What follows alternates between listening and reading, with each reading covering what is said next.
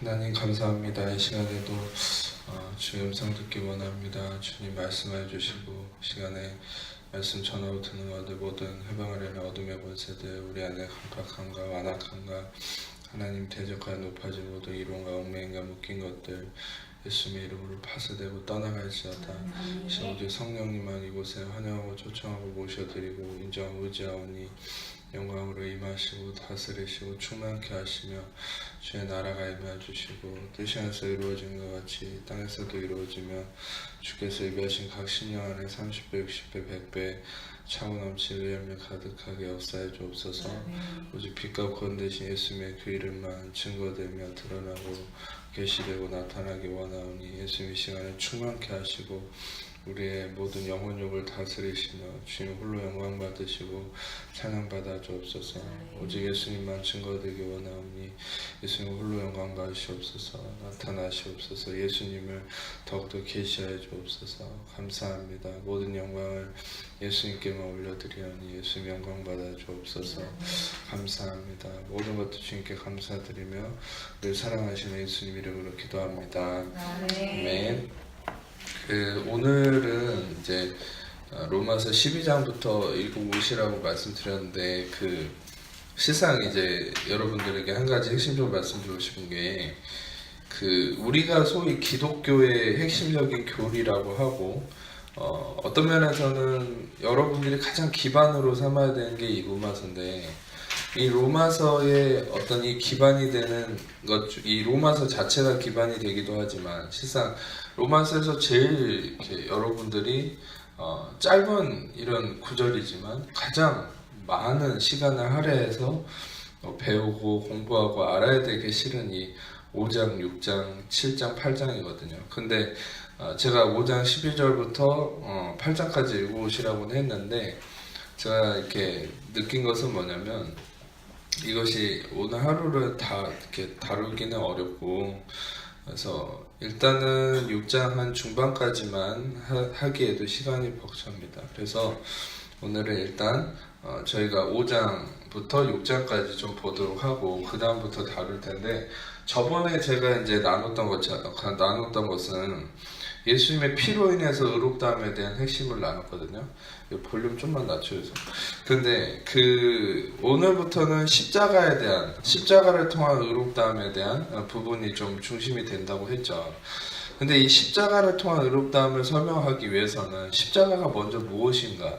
그리고 왜 하나님이 십자가를 통해서 예수님을 우리의 죄를 사하게 하는가? 이제 물론 여러분들이 매번 설교 중에 힌트를 받으셨겠지만 갈라디아서 3장 13절의 말씀처럼 나무에 달린 자마다 저주를 받은 바 되었다. 예수님은 우리의 율법의 저주를 대신 받으시고 율법을 완성하시기 위해서 십자가를 지신 것인데 그 율법 중에 하나가 나무에 달린 자마다 저주를 받은 바 되었고 그 나무에 달렸다는 것은 실상 율법에 명시된 기록이기 때문에 예수님은 늘 말씀하신 것처럼 내가 성경을 응하게 하려고 한다. 내가 성경을 이루기 위해서 왔다. 즉 그것은 율법을 1.1획도 남김없이 다 완성하기 위해서 오셨다는 거거든요. 그런데 그것의 핵심으로 그 당시에는 되게 쓰이지 않던 사용도구인 십자가를 예수님이 지신 것은 율법을 이루기 위함이라는 것이 핵심이라는 거죠. 그래서 율법을 이루시기 위해서 십자가를 지셨는데 이 십자가가 무엇인가? 이제 헬라어로는 스타우로스라고 하는데 이 십자가는 예전에 고대에서는 하나의 기둥으로만 이렇게 썼었습니다. 그리고 실상 구약에서는 십자가는 아니지만 구약에서 이 기둥에 죽은 자를 올려놨을 뿐이죠. 이 어떤 공표하는 식으로. 근데 실상 사용도구는 아니었고요. 이것은 이제 여러 이방 나라들, 특히 페니키아인들이 썼던 방식인데 초기에는 T자형, X자형, 근데 예수님에 이르러서는 이제 십자가, 말 그대로 더하기 표시인 십자가가 이제 보편화됐고 예수님은 고증학자에 의하면 이 더하기 표시의 십자가를 졌을 것이다 이렇게 얘기를 하고 이 십자가는 또 한 명이 이렇게 짊어지기 굉장히 어려운, 굉장히 무거운 겁니다. 그래서 그것을 지고 올라가는 것부터가 이미 이 사형의 시작인 거죠. 예수님은 실상 그 이전에 이사야서의 말씀을 이루시기 위해서 뼈가 드러날 만큼 갈고리 달린 채찍에 맞아서 모든 살점이 찢어지는 그 고통을 감당하셨죠. 실상 십자가를 짊어지고 가기 이전부터. 하여튼 그만큼 십자가는 하나님이 예정하신 인류의 고통을 대신하기 위한 예수님의 대속하심이 바로 십자가의 고통이다라는 거예요. 근데 이 십자가를 설명하기 위해서는 여러분들에게 이제 여기 앞에 명시해 놓은 이제 5가지 중요한 원리가 있습니다. 이것은 이제 구약의 5가지 제사인데 여러분들에게는 전에 이제 잠깐씩 소개를 해드렸지만 오늘은 조금 더 깊이 있게 말씀을 드리려고 하는 것은 이 구약의 5대 제사가 어디서 처음에 이렇게 등장을 하냐면 원래는 여러분 이 5대 제사라는 이 명시된 제사가 아니었어요. 원래는 여러분도 아시다시피 아담과 하와가 죄를 짓고 그 아담과 하와에게 하나님께서 가죽옷을 주셨을 때 그 가죽옷은 어떤 옷의 개념이 아니라고 그랬죠. 그것은 피가 흐르는, 즉 피 흘림의 희생의 어떤 제물이 바쳐져야만 이제 하나님 앞에서 의를 회복할 수 있다라는 그 개념으로 하나님이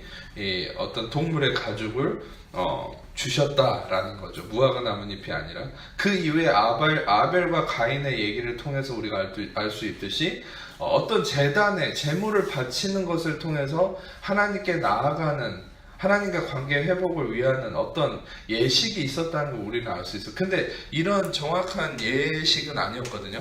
그런데 이런 5가지의 확실한 예식이 언제 나왔냐면 바로 율법에 주어졌던 출애굽기 20장에 시내산에서 처음 주어졌어요. 시내산에서의 사건이 뭐가 있었냐면 잠깐 출애굽기 20장 24절을 잠깐 보겠습니다. 출애굽기 20장 24절.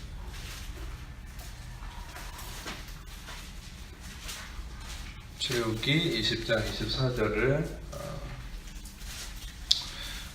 빠르게 찾으신 분부터 우리 같이 한번 읽겠습니다. 내게 토단을 쌓고 그 위에 내 양과 소로 내 번제와 화목제를 드리라. 내가 내 이름을 기념하게 하는 모든 곳에서 내게 임하여 복을 주리라. 내가 내게 돌로 제단을 쌓거든 다듬은 돌로 쌓지 말라. 내가 정로 것을 쪼면 부정하게 하느니라. 아멘. 그전에는 여러분이 이제 물론 아브라함이 제단을 쌓고 야곱이 제단을 쌓고 물론 그것도 예배의 모형이고 여러 가지 희생 제물을 통해 하나님께 나아감의 모형이지만 이제 정확하게 하나님이 이 어떤 예식에 대한 5대 제사에 대한 공표를 처음 시작한 것이 바로 출애굽기 20장의 24절의 이 말씀이에요. 그러니까 여기서는 특별한 게 이전에 20장이 시작될 때 20장 1절부터는 십계명이 딱 언급이 되죠. 우리를 죽게 하는 돌에 새긴 조문, 율법의 조문. 그러니까 인간은 그 십계명 앞에서 다 죽어야 되거든요. 죄인으로 폭로되니까. 죄의 삭은 사망이니까. 그런데 신기한 게 뭡니까? 마지막 부분에 하나님이 복을 주겠다라는 얘기를 하죠. 24절에. 그러니까 첫 번째 이 십계명이 주어졌을 때 모두를 막 19장 이하부터 전에 말씀드렸죠. 이 이스라엘 백성들이 내가 하나님이 명하신 모든 걸 다 행하겠습니다라고 자기 행위를, 자기 의를 주장할 때 하나님께서 그 이후에 어조가 바뀌면서 내 근처에도 오지 말라. 동물이라도 오면 다 죽임을 당할 거다. 너희를 거룩하고 성결하게 해라. 이렇게 딱 경계를 짓는데 그 이후에 죽음에 대한 두려움이 막 임하면서 갑자기 이상하게 24절에 이런 복을 주겠다. 어떤 구원에 대한 메시지가 갑자기 들어가 있다는 것이죠. 그래서 실상 이 제사에 대한 것을 우리가 어떻게 이해할 수 있냐면 하나님은 바로 그 공의와 심판과 하나님의 엄격함 가운데서도 그분의 사랑을 잃지 않으시고 긍휼하심 가운데서 그분의 자비하심을 기반으로 이 5대 제사를 통해 인간이 구원을 입을 수 있는 통로를 마련해 주셨다. 이것이 바로 하나님의 사랑이라는 것이에요. 우리가 알아야 될 것은 하나님은 진노 중에도 긍휼을 잃지 않는다 이런 찬양이 있잖아요. 그것이 가장 명백하게 나타난 게 바로 이 출애굽기 20장이죠. 우리가 율법 앞에서 죽을 수밖에 없지만 실상 이스라엘 백성들의 율법 앞에서 늘 죄에 폭로되고 저주받을 자였지만 그 당시에 성막에 세팅되어진 모든 번제단 또 제사가 이루어지는 모든 상황을 통해서 이스라엘은 늘 구원의 길로 나아갈 수 있었다는 거예요. 그것이 뭐냐면 바로 이 구약의 5대 제사가 십자가를 의미한 것이다. 그리고 이 출애굽기 20장에서 특징은 뭐냐면 24절에 이 양과 소로 이제 번제와 화목제 위에서 보신 것처럼 올라와 샬라밈, 이 burnt offering과 peace offerings를 이제 얘기를 하는데 이게 실은 가장 이 속죄의 핵심적인 거거든요. 이따가 좀 자세히 설명을 드리고 요거를 언급하면서 이제 하나님께서 복을 주겠다.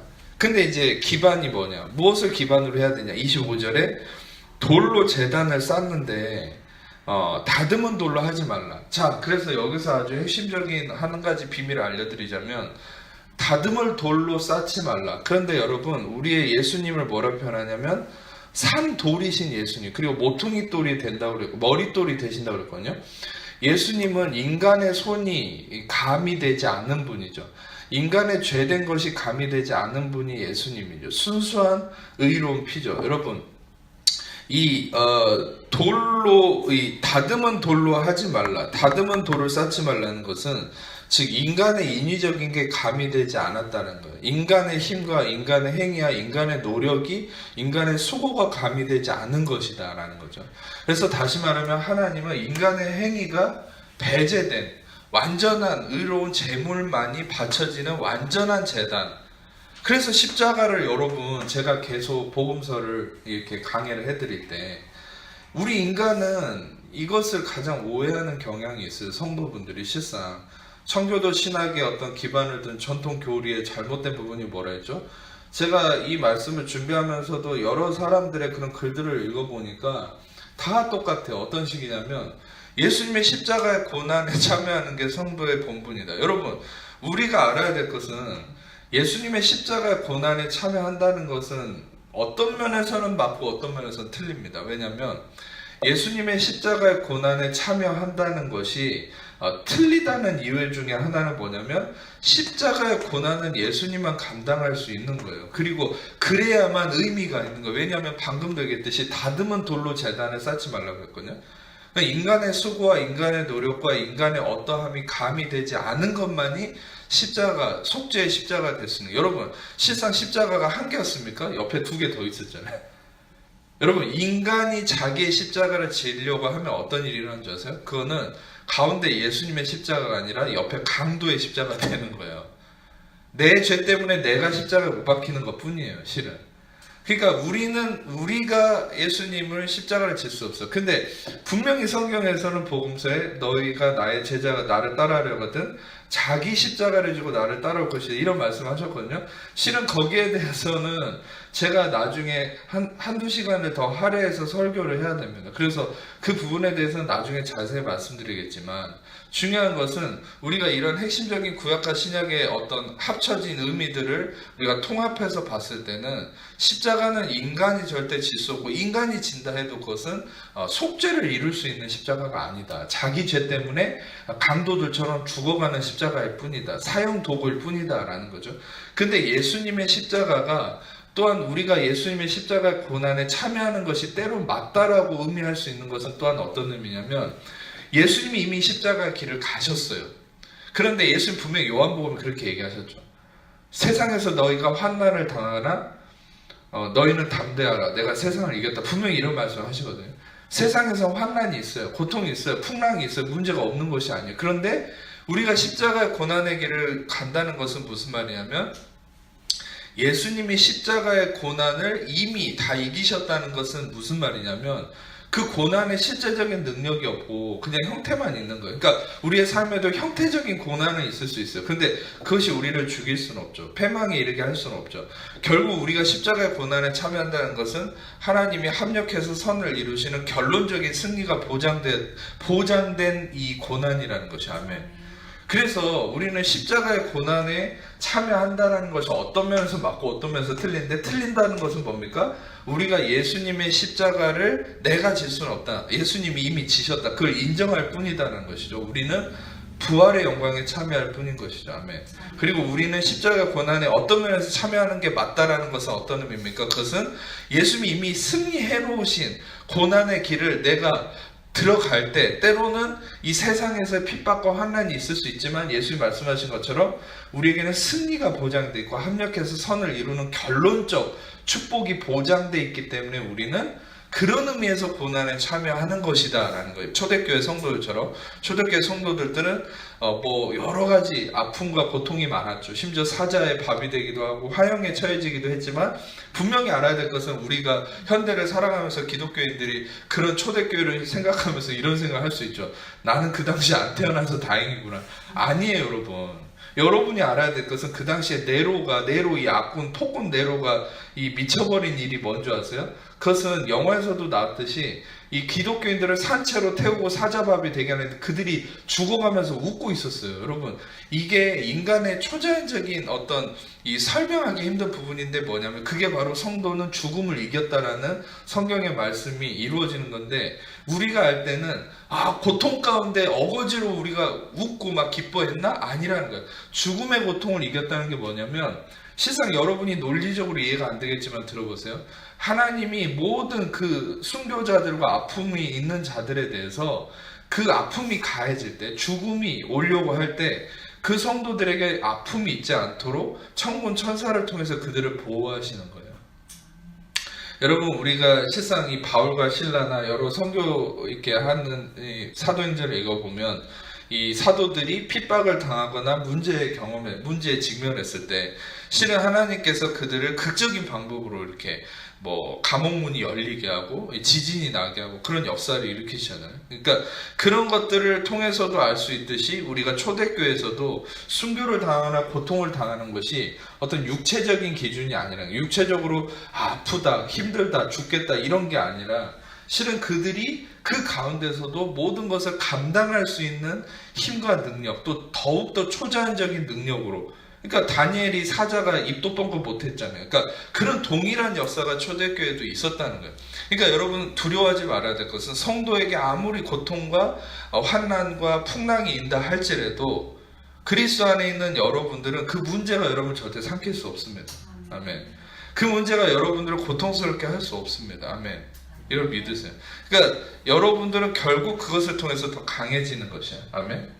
네, 그래서 여러분들이 알아야 될 것은 우리가 십자가의 이 영광 가운데 참여할 수 없다. 이게 대표적으로 맞는 말인데, 그것은 십자가의 영광 가운데 십자가의 고통에는 참여할 수 없다. 이게 맞는 말인데, 그것은 뭐냐면 이 십자가를 표하는 이 제사의 단을 쌓을 때 인간의 수고와 노력이 가미되지 않은 다듬지 않은 돌로 쌓아라. 이것은 하나님께서 직접 명하신 대로. 그러면 어떤 의미가 또한 있습니까? 여기에 중요한 의미니까 또 한번 설명을 할게요. 그것은 많은, 여러분, 이 세상에 많은 이 역사를 거쳐오면서 많은 인간들이 예수님처럼 십자가를 지려고 하지 않았을까요? 그 말은 뭐냐면 많은 성인들, 많은 착한 사람들, 많은 의롭다라고 인정받는 사람들이 자기가 구원자가 되고 자기가 속죄를 이루고 자기가 인류를 구원하겠다는 이 마음을 품지 않았을까요? 그것은 다듬은 돌이라는 거예요. 그를 어떤 의인을 위해서 죽는 것이 쉽지 않고 선인을 위해서 용감히 죽는 자가 혹 있다고 그랬죠. 그러니까 그것은 비유적인 말입니다. 역사상 많은 예수님을 흉내낸, 또 예수님 이전에도 이후에도 많은 사람들이 속죄를 이루기 위한 자기의 희생과 피 흘림이 있었어요, 시간. 그런데 그것은 다듬은 돌이기 때문에 인류를 의에 이르게 할 수는 없다는 거죠. 그것은 예수님의 십자가가 아니라, 여러분, 이것만 좀 확실히 알아두셨으면 좋겠어요. 우리도 십자가를 질 수 있다. 아까 얘기했죠. 옆 사람도 십자가를 질 수 있고 어떤 훌륭한 사람도 십자가를 질 수 있습니다. 그러나 그 십자가는 의에 이르게 할 수는 없어요. 그런데 우리는 오직 예수 그리스도의 십자가만이 우리를 속죄하고 의에 이르게 할 수 있다라는 것이죠. 아멘. 그것은 왜냐하면 그 예수님의 십자가는 바로 구약에서부터 예언된 거기 때문에, 하나님의 마음속에서 태초 창세전부터 이미 그 마음에 품고 있었던 것이 바로 예수 그리스도의 십자가이기 때문에, 그래서 십자가는 귀걸이하고 목걸이하는 그런 의미가 아니죠. 솔직히 십자가 목걸이 하고 있다 해서 그 사람이 진짜 크리스천이고 하나님께 신실한 사람이냐라고 믿을 수 없는 거예요. 여러분들이 알아야 될 것은 오직 예수 그리스도의 십자가만이, 그분의 의로운 피가 흘려진, 그분의 의로운 순종과 희생이 있는 그 십자가만이, 나의 십자가도 아니라 예수님의 십자가만이 우리를 속죄에 이르게 할 수 있다, 의에 이르게 할 수 있다는 사실입니다. 아멘. 그래서 이 구약의 5대 제사를 잠깐 설명해드리면 이제 번제라고 얘기를 하죠. 이것이 이제 가장 중심된 제사인데 이것은 제물을 그냥 좀 간단하게 설명할게요. 이거면 이제 시간이 너무 많이 가니까. 번제는 제물을 가죽만 빼놓고 다 태웁니다. 다 태워서 그 향기를 하나님께 올려드리는 거예요. 그러니까 하나님께 올려드린 그 향기가 주된 목적이에요. 그래서 하나님께서 그걸 받으시고 기뻐하시는데 이 번제는 실상 어떤 속죄의 의미라기보다도 하나님 앞에 감사와 찬양의 경배의 의미예요. 그래서 이 번제와 화목제를 잘 비교하셔야 되는데 번제는 가죽만 빼놓고 다 태우는 것이다. 그래서 이것은 무엇을 의미합니까? 바로 예수 그리스도가 자신의 모든 것을 하나님께 전적으로 드리셨음을 의미해요. 여러분, 그리고 제가 한 가지 여러분에게 힌트를 드리고 싶은 것은 여러분 이 구약의 5대 제사도 제가 연구를 해보니까 많은 학자들이 실상 이것을 가지고 성도의 어떤 행함과 경건의 삶에 초점을 맞춰서 적용을 시킨 부분이 많은데 그래서 여러분 그런 것 때문에 또한 이런 거를 연구하면서도 율법에 빠지겠더라고요. 왜냐하면 여러분 중요한 것은 우리가 이 번제 제사법을 통해서도 예수 그리스도가 이번에 주일날 수요일날 설교했듯이 예수 그리스도가 어떻게 행하셨는지에 집중을 하면 그분을 통한 의로움이 나의 삶에 저절로 열매가 맺어지게 돼 있거든요. 그런데 꼭 적용점이 뭐냐면 이런 걸 설교할 때도 이 원리니까, 이런 원리니까 성도도 온전히 이렇게 행해야 된다라는 그런 식으로 적용점을 두는. 그러니까 우리의 행위가 앞서죠. 그리스도의 어떠하심이 드러나는 게 아니라. 여러분이 아셔야 될 것은 이 5대 제사법이나 모든 율법에 명시된 모든 것들도 그걸 나한테 적용하는 게 아니에요.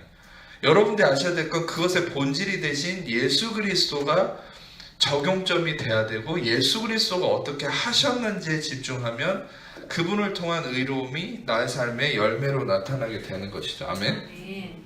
그에 대해서 히브리서 9장을 잠깐 보겠습니다. 히브리서 9장 23절에서 23절에서 26절까지 이 히브리서 9장 이 부분이 너무 중요합니다. 같이 한 목소리로 읽어보도록 하겠습니다. 같이 읽겠습니다. 시작.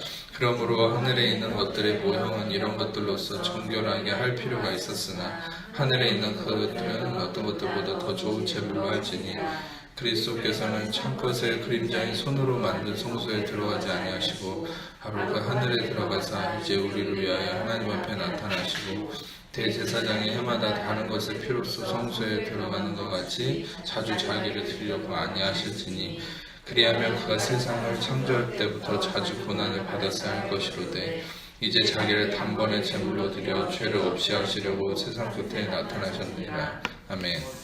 이 히브리서 9장 2절에는 여러 가지 예법이나 예식에 대해서 언급을 하고 있습니다. 그런데 그것에 대한 결론적 의미로 23절부터 뭐라고 얘기합니까? 하늘에 있는 것들의 모형은 이런 것들로서 정결하게 할 필요가 있어요. 그러니까 하늘에 있는 것들의 모형이라는 거죠. 이 세상에 펼쳐진 성막이나 제사법, 이것은 하늘에 있는 것, 즉 그리스도의 모형이다. 참것은 뭡니까? 참것은 바로 그림자의 손으로 만든 성소가 아니라 바로 그리스도가 본질이다라는 것이죠. 25절에 대제사장이 해마다 다른 것의 피로써 성소에 들어가는 것 같이 자주 자기를 드리려고 아니하실지니 예수 그리스도는 인간의 제사장들처럼 매일같이 죄를 사하는 분이 아니라 26절의 말씀처럼 자기를 단번에 하팍스라고 하거든요.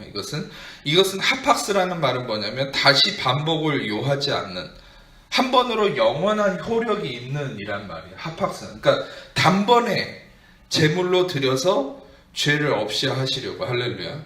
그러니까 예수 그리스도는 한 번으로 영원한 효력이 있죠. 다시 반복할 필요가 없는 거죠. 다시 십자가를 져야 될 필요가 없는 거예요. 혹시 이 말씀을 방송으로 듣는 사람 중에 예수님이 다시 십자가를 지게 하는 잘못된 얘기를 할 일이 없어야 되는 거예요. 그러니까 예수님은 한 번으로 영원한 속죄, once and for all, 한 번으로 영원한 것을 이루셨기 때문에 실상 우리는 그 예수님의 십자가에 단 한 번의 영원함의 효력을 믿어야 되는 것이 성도의 삶이죠. 아멘.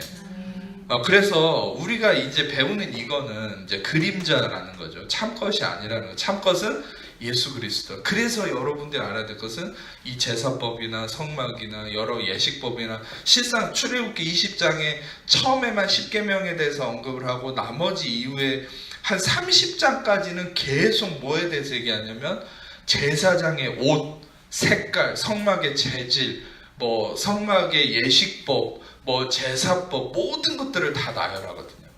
근데 여러분 어떤 분들은 그 출애굽기 30장까지 이어지는 부분을 보면서 하나님이 이렇게 자꾸 계명과 그런 것들을 명백하게 제시를 하실까 답답해하는 분이 있을 수 있는데, 그래서 은혜 복음을 알면 하나님의 그 뜨거운 마음을 알 수 있죠. 그것은 뭐냐면 10계명의 율법을 제시하신 것도 물론 10계명 안에 숨겨진 예수 그리스도의 본질됨이 있지만, 실상 모든 예식법이나 모든 예법에 관한, 모든 정결법에 관한 모든 출애굽기 30몇 장까지 이어지는 그 모세에게 시내 산에서 언급하셨던 것은 하나님의 어떤 마음이냐면 그 안에 참것으로 숨겨진 substance, 즉 본질로 숨겨진 예수 그리스도를 시내 산에서 모세에게 가르치시기 위함이었죠.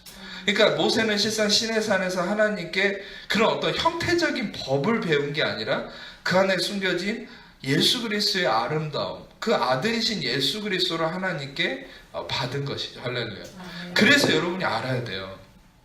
내려왔을 때 모세 얼굴에서 빛이 비쳐서 그 빛이 사람들이 쳐다볼 수 없을 정도였기 때문에 수건을 가렸다 했잖아요. 그 영광의 빛이 어디서 나는 겁니까? 바로 예수 그리스도로부터 그 빛이 나오는 것이죠. 빛의 근원은 예수 그리스도거든요. 아멘. 그래서 여러분들이 알아야 될 것은 제가 전제로 까는 겁니다. 이 제사법을 제가 언급해드릴 때도 여러분에게 적용점이 있는 게 아니라 예수 그리스도가 어떻게 하셨는지, 왜? 예수 그리스도가 바로 본질이기 때문에. 그래서 그분이 어떻게 하셨는지를 여러분이 집중하면 그것이 믿음으로 여러분이 들어올 때 여러분들이 노력하지 않아도 그런 삶을 살게 된다라는 거예요. 아멘. 자, 그게 모든 이 복음의 본질이고, 그래서 번제는 다 태우는 것이다. 즉 이것은 예수 그리스도가 자신을 온전히 다 태워서 드림을 의미하는 것이다라는 거죠. 소제는 밍하라고 얘기하는데, 이 소제는 시리얼 아시죠? 아침에 간식으로 타먹는 그 시리얼 맞습니다. 곡식이란 말인데 시리얼 오퍼링이라고 하는데, 이 소제는 곡식으로만 드리는 거예요. 실상 속죄제를 드릴 때 속죄제는 이 어떤 부의 정도에 따라서 제물을 바치는 것을 차등화시켰거든요. 이것은 또 하나님의 자비하심을 나타내요. 근데 속죄제에서 가장 가난한 자들이 동물을 바칠 돈이 없을 때 이제 곡식으로 바칠 수 있도록 해준 것 중에 하나가 이제 이 소제인데, 이 소제는 원래는 이 곡식으로 드리는 개념이라서 혼자 드릴 수는 없습니다. 단독으로 드릴 수는 없어요. 그런데 예전에는 구약의 옛날 시대는 단독으로 드렸지만 이제 예법이 정형화되면서는 단독으로 드리지 않고 보통 번제나 화목제와 함께 드려지는 게 소제거든요. 이 소제의 특징 중에 하나는, 이 소제는 피 흘림이 아니잖아요. 이 소제는 그냥 곡식의 일부를, 어떤 일부 지정된 것만 태워서 하나님께 드리는 건데, 이것은 무엇을 나타내냐면 바로 예수님의 인성과 그의 사역을 나타냅니다. 그래서 예수님이 우리를 위해서 마가복음을 보면 굉장히 헌신하고 희생된 모습이 나타났죠. 우리가 나중에는 이제 복음서에 대한 개념을 좀 정리해서 나타내 드릴 텐데, 마태복음은 왕이신 예수님, 마가복음은 우리의 거룩한 이렇게 디바인 서번트, 우리의 거룩한 종으로 오신 예수님, 누가복음은 인간으로 오신 예수님, 요한복음은 신성으로 오신 예수님. 그래서 그 각자의 특징이 있는데, 마가복음은 예수님의 그 어떤 뭡니까? 희생, 봉사, 사역에 중점이 맞춰져 있기 때문에 마가복음에 가장 많이 쓰였는 게 그리고 즉시 이런 말밖에 없거든요. 근데 실상 그런 것처럼 예수님의 희생과 헌신과 봉사의 개념이 바로 이 소제의 본질이죠. 그래서 소제는 바로 이 뭡니까? 하나님 앞에 곡식을 드린다. 이것은 피 흘림이 아니라 예수님의 바로 인성과 사역을 의미하는 것이다라는 거예요. 그리고 다음은 화목제입니다. 이 화목제가 여러분들이 전에도 알려드렸듯이 요한일서에 나왔던 것처럼 4장에 우리 화목제물로 오신 예수님, 로마서 3장에서도 언급하죠. 우리 화목제물이신 예수님. 그래서 그 화목제물을 언급할 때 그것은 무엇입니까? 그것은 전에도 얘기했듯이 속죄소, 카포레트, 이것이 힐라스테리온이고 이 힐라스모스라고 얘기하는데 시상 이것은 피스 오퍼링스라고 해서 쉘라밈. 근데 이제 원래는 쉘람인데 왜 쉘라밈이라고 하는 복수가 쓰였고 요것만 영어도 피스 오퍼링스라고 돼 있거든요. 그러니까 이게 이제 복수로 많이 쓰여요, 화목제는. 그러니까 제가 드는 생각은 이건 그냥 제 추측인데 성경적으로 추측을 해볼 때 왜 화목제만 복수일까? 다른 건 다 단수인데 그만큼 화목제는 많이 이루어졌습니다. 복수로. 그러니까 화목제는 어떤 특징이 있냐면 이 화목제는 번제와는 이 차등이 있어요. 화목제는 어떤 이 동물을 바칠 때 이게 부분을 나눕니다. 그래서 하나님께 드릴 것, 주로 기름이나 어떤 부분은 하나님께 드리고 나머지 어떤 부분은 제사장에게 주고, 특징이 뭐냐면 이 화목제만 그 제물을 바치는 사람이 이 제사에 참여해요. 그것은 뭐냐면 같이 먹습니다. 그러니까 하나님께 드리는 거 따로, 또 제사장도 먹고 제사를 드리는 장본인도 먹습니다. 이것은 뭐냐면 그 제물을 같이 먹음으로 인해서 하나님과 연합하는, 하나님과 친밀함이 이루어지는, 화목하게 되는 개념이 바로 화목제다라는. 그래서 우리는 어떤 의미입니까? 예수님이 내 살을 먹고 내 피를 마시는 자는 영원히 산다. 나와 하나가 되었다. 여러분, 중요한 것은 바로 화목제물이신 예수님께서 우리의 떡과 피가 되셔서 우리에게 먹임을 당하시고 또 하나님께 드려지셔서 어떻게 됐습니까? 모든 우리 하나님과 우리 사이에 벽이 허물어지고 연합함이 이루어졌다는 것이죠. 그게 바로 화목제물로서의 예수님의 의미예요. 그리고 제가 아까도 얘기했죠. 이것이 왜 복수일까? 저는 그런 의미를 이렇게 마음에 품는 거죠. 뭐냐면 이 화목제물, 하나님과 친밀함은 계속되어진다는 거예요. 그래서 하나님 우리가 계속해서 친밀함을 누리기 원하신다는 거죠. 아멘. 그래서 이것을 좀 삶에 적용하자면 우리는 그래서 매일같이 이 화목제물이 되신 예수님을 묵상함을 통해서, 그 예수님을 먹음을 통해서, 그분을 묵상함과 먹음을 통해서 어떻게 됩니까? 늘 하나님과 친밀함을 누리는 것이 하나님 원하시는 것이. 그래서 저는 복수로 쓰여졌다고 믿습니다. 아멘. 그리고 이제 sin offering, 이게 되게 중요한데, 속죄제, 핫핫, 이 속죄제라는 게 되게 중요한 것은 욤키푸르라고 해서 7월 10일 날, 유대인 역의 7월 10일 날 항상 그 유대인들은 대속죄일이라고 해서 이 속죄제를 1년에 한 번 치르거든요. 구약에서도 1년에 한 번 지성소에 들어가서 하나님의 임재를 경험하죠. 그러니까 이 속죄제가 되게 유대인들에게 있어서 엄청 중요한 일이에요. 근데 이제 속죄제와 속건제가 조금 이제 여러분들에게 설명을 해드려야 되는데, 속죄제가 어떤 의미가 있냐면, 속죄제는 부지중에 내가 알지 못하는 가운데 지은 죄에 대한 속죄입니다. 그래서 이것은 뭐 우리의 삶에 일어나는 모든 죄의 형태죠. 실은 내가 알지 못하는 중에 의도하지 않고 지은 모든 죄들에 대해서 하나님의 속죄가 이루어지는 게 이 핫핫은 실은 이 히브리어로 죄란 말이거든요. 그래서 핫핫, sin offering이고, 이 속죄제에 대해서는 하나님께서 아까도 얘기했듯이 그 재물의 정도에 따라서, 자신이 가진 재산의 정도에 따라서 재물을 차등으로 바쳐도 된다고 해서, 그게 이제 가난한 자를 배려하시는 하나님의 긍휼하심이죠. 그래서 하나님께서 이제 이 속죄제를 통해서 어떻게 하셨습니까? 우리의 모든 죄의 대속함이 되신 예수 그리스도가 우리의 제물이 되셨음을 말씀하시는 것이죠.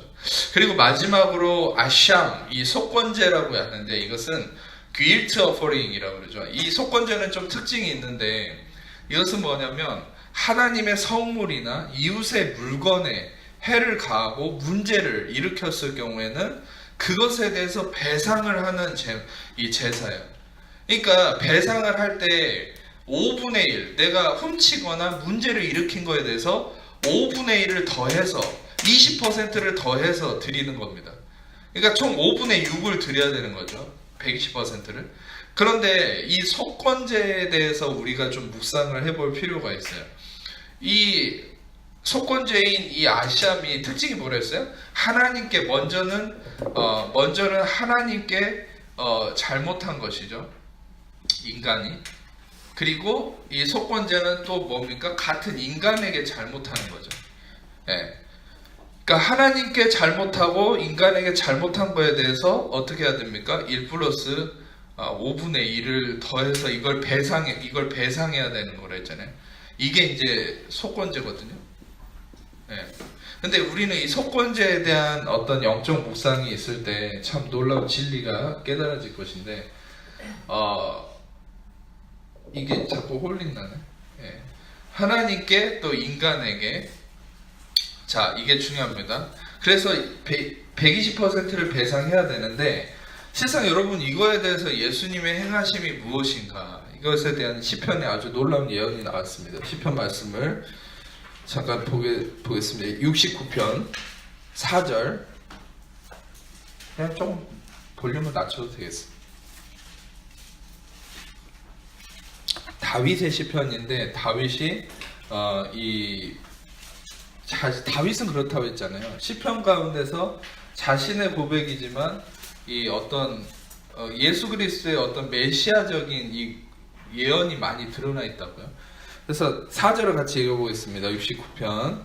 까닭없이 나를 미워하는 자가 나의 머리털보다 많고 나의 원수가 되어 나를 끊으려 하는 자가 강하였으니 내가 빼앗지 아니한 것도 물어주게 되었나이다. 아멘. 그래서 예수님이 우리의 속건 제물이 되셔서, 원래는 우리가 어떤 존재입니까? 인간이 이웃을 해치는 자죠. 우리는 하나님의 영광을 뺏은 자입니다. 인간은. 그래서 우리는 늘 이 120%를 배상해야 되는 존재예요. 하나님께도 인간에도. 근데 우리에게는 실은 그럴 만한 힘이 없어요. 배상할 수 있는. 근데 예수님이 시편 69편의 4절의 예언처럼 예수님 자신이 빼앗지 않았지만 자신이 물어주는 자가 되었다. 즉 예수님은 어떻게 하시기 위해서 이 땅에 오셨습니까? 이 우리의 실존을 예수님의 십자가를 통해 치환시킨 거죠. 십자가는 어떤 장소라고 그랬어요? Divine Exchange. 즉 우리가 바로 십자가에 있어야 될 것을 예수님이 십자가에 거하시고, 우리가 그 예수님의 의의 자리에 옮겨져서 디바인, 신성한 교환이 이루어졌다. 그러니까 전가의 개념.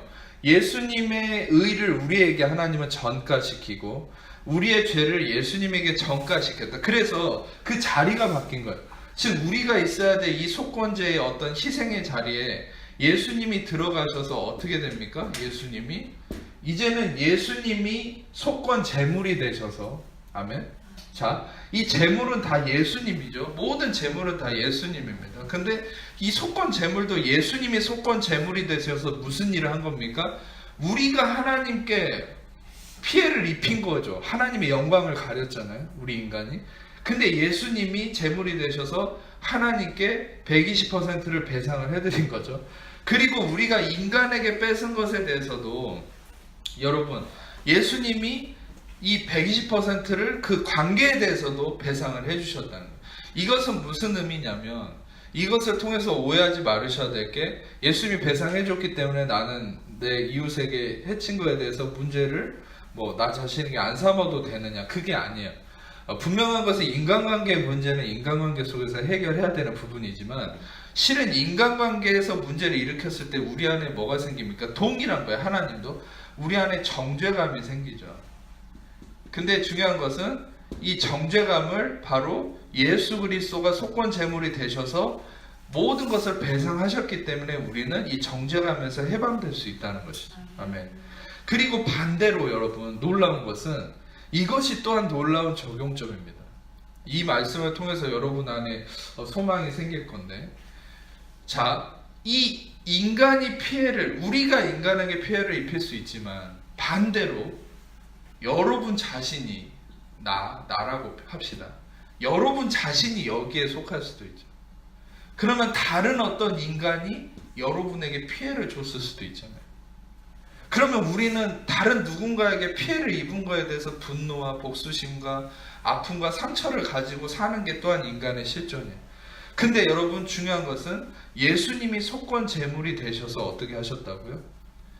예수님이 120%를 이제는 또한 다른 사람에게, 내가 피해를 준 사람에게 갚아줄 뿐만 아니라 피해를 당한 나에게도 120%를 갚아주셔요. 아멘. 아멘. 그래서 우리는 예수님이 나의 속건 제물이 되셔서 내가 삶 속에서 상처받고 고통당했고 내가 또 이 인생을 살아오면서 빼앗긴 것이 많다라고 생각할 수 있잖아요. 크리스천으로 살지만 내가 희생했다, 내가 빼앗겼다. 여러분 오늘 이 말씀의 진리를 통해 확신해야 될 것은 예수님이 속건 제물이 되심으로 내가 빼앗긴 것까지 하나님이 5분의 1을 더해서 갚으신다는 거예요. 아멘. 이게 바로 복음입니다. 아멘. 그래서 여러분 또 한 가지 재미있는 사실 알려드릴게요. 출애굽기 22장 1절을 잠깐 보십시다. 출애굽기 22장 1절을 보면 배상에 관한 법이 있는데 이게 또 하나님의 아주 귀한 풍성한 선하심을 깨달을 수 있는 부분이에요. 그러니까 그냥 읽으면 넘어갈 수밖에 없는 부분인데 자세히 묵상하면 아주 놀랍습니다. 22장 1절을 같이 읽어보겠습니다. 시작. 사람이 소나 양을 도둑질하여 잡거나 팔면 소 한 마리에 소 5마리로 잡고 양 한 마리에 양 4마리로 갚을지니라. 아멘. 여러분 중요한 것은 여기서 이상하다고 여겨지는 거 안 보이십니까?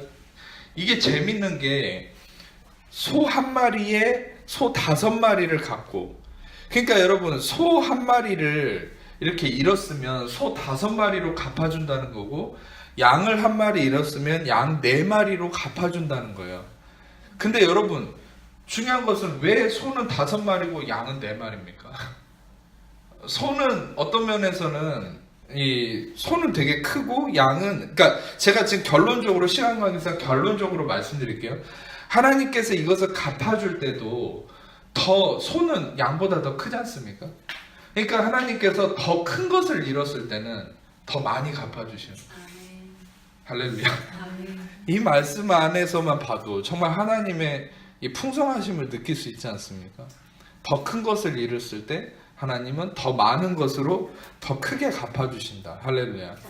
여러분들의 삶에 이 속건 제물에 대한 이 진리도 그렇지만 여러분 삶에 어떤 분들은 그런 피해의식이 있을 수 있어요. 나는 잃은 게 많아. 나는 참 이런 어려움이 많았어요. 여러분 오늘 말씀을 통해서 소망을 가져야 될 것은 여러분이 잃은 게 많을수록 아픔이 많았을수록 하나님은 더 큰 것으로 채우시고 이루십니다. 아멘. 그것이 바로 복음이에요. 그래서 자, 이 하나님께서 아까도 말씀드렸듯이 구약의 5대 제사는 바로 이것은 십자가를 의미하는 거예요.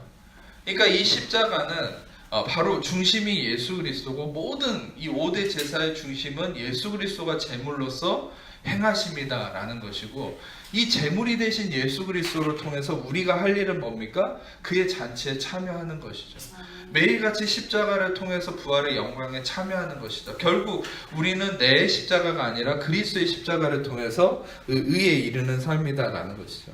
그래서 이것을 기반으로 이 십자가에 대한 또 구약의 5대 제사에 대한 이 의미를 잠깐 나눴지만 이것을 기반으로 잠깐 우리가 이제 로마서 5장부터 말씀을 좀 보도록 하겠습니다. 근데 로마서 5장 말씀을 이제 제가 볼 때는 이렇게 쭉 이렇게 한 절씩 이렇게 진행하면서 여러분들에게 필요하다라고 생각하는 부분들을 이렇게 언급을 하려고 하는데, 아까도 초두에 말씀드렸듯이 5장 자체가 너무 다 중요하기 때문에 실상 거의 한 절씩을 다 봐야 되는 상황이더라고요.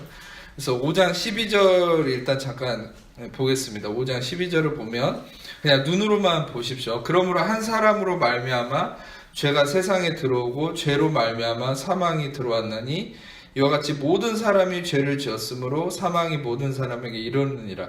그러니까 이제는 로마서 5장부터는요, 여러분 한 글자, 한 단어, 한 문장에 어떤 이루어지는 이 정반합, 그리고 원인과 결과, 또 문맥 사이에 이어지는 접속사 하나에 의해서도 굉장히 진리가 어마어마하기 때문에 이 부분을 자세히 묵상을 해봐야 되는 게, 왜냐하면 이 로마서 5장부터는 바울이 실상 이것은 변론하기 위해서, 복음에 대해서 변증하기 위해서 논리적으로 변증한 거거든요.